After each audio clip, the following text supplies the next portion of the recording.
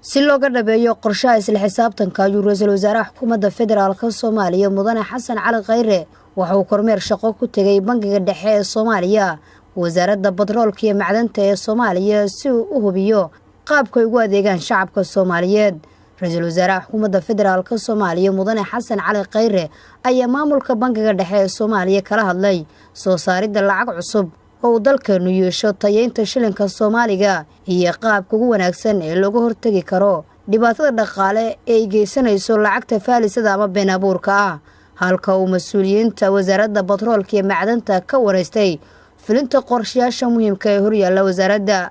dhinaca kale ra'iisul wasaaraha xukuumadda federaalka Soomaaliya Mudane Xasan Cali Khayre ayaa qayb ka mid ah waqtigiisa shaqada siiyay in muwaadiniinta Soomaalida uga jawaabo talooyinka iyo tusaalooyinka ay ugu soo direen email horey u sameeyay oo ah in dadka Soomaaliyeed ay ugu soo diraan fikirrada iyo talooyinka ay hayaan.